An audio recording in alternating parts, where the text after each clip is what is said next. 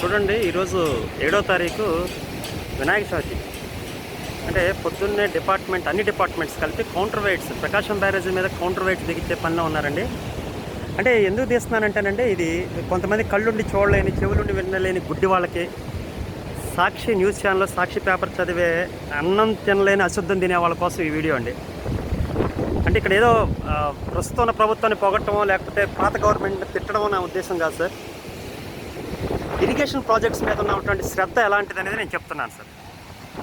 ఇదిగోండి, బెకామ్ అనే కంపెనీలో 72 అవర్స్లో హైదరాబాద్ ఉండే కంపెనీతో మాట్లాడి వాళ్ళతో తయారు చేయించేసి ఒక్కొక్క వెయిట్ 17 టన్నులు అటువంటి ఇలాంటివన్నీ కూడా తీసుకొచ్చి యుద్ధ ప్రాతిపదికన పనులు చేపడతా ఉంటే ఇంతకన్నా ఏం కావాలి సార్? ఇంకా రాష్ట్రం మీద కానీ ప్రాజెక్టుల మీద కానీ ఉన్న శ్రద్ధ గత ప్రభుత్వంలో కనీసం ఒక కేజీ గ్రీజు కూడా పెట్టకుండా ఇరిగేషన్ ప్రాజెక్టుని, బ్యారేజీల్ని అన్నిటినీ కూడా నిర్వీర్యం చేసినటువంటి జగన్మోహన్ రెడ్డి ప్రభుత్వం చేసినటువంటి తప్పిదాలకి ఇప్పుడు కడుక్కోవాల్సి వస్తుందండి. ఇవన్నీ కూడా ఇప్పుడే ఇరిగేషన్ శాఖ మంత్రి రామానాయుడు గారు కూడా వచ్చి బయటికి వెళ్ళిపోయారు. అంటే రే అనక పగలనక, పండగనక పబ్బమనక చేస్తున్నా కూడా ఇంకా విమర్శించే వాళ్ళ కోసం, ఏది పడితే అది విమర్శించి ఎట్లా పడితే అట్లా మాట్లాడే వాళ్ళ కోసం ఇది జస్ట్ నేను షూట్ చేస్తున్నానండి. ఆల్మోస్ట్ 72 గంటల్లోనే హైదరాబాద్లో కంపెనీలో తయారు చేయించి ఇక్కడ తీసుకొచ్చి బిగించే పనులు చేస్తున్నారంటే చూడండి, సిస్టమ్ ఎంత పర్ఫెక్ట్గా పనిచేస్తుందో చూడండి. మొత్తం బ్లాక్ చేసి, ప్రకాశం బ్యారేజ్ని అంతా బ్లాక్ చేసి డే అండ్ నైట్ వర్క్స్ జరుగుతున్నాయండి. డే అండ్ నైట్ వర్క్స్ ఇదిగోండి, మీరు చూస్తుంది ఒక్కొక్కటి 17 టన్నులు అండి.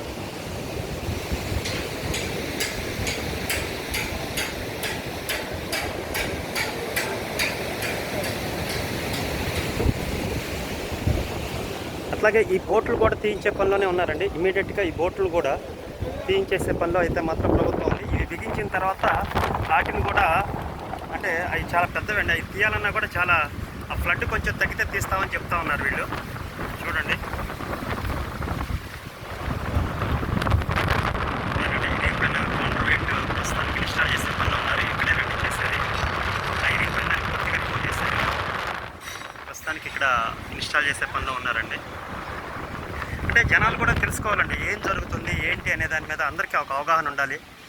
ఎవడో పడితే ఏదో వచ్చేసి ప్రెస్ ముందు మాట్లాడేసి మళ్ళీ వెళ్ళి జైలు చుట్టూ, కోర్టుల చుట్టూ మళ్ళీ బెయిల్ కోసం, పాస్పోర్ట్ల కోసం తిరిగే చెత్తారా డాష్ గాళ్ళందరూ మాట్లాడే మాటలకి, ప్రస్తుతం జరుగుతున్న పనికి తేడా తెలుసుకోమని చెప్తున్నానండి. సో అందరూ తెలుసుకుంటారని ఆశిస్తున్నాను సార్.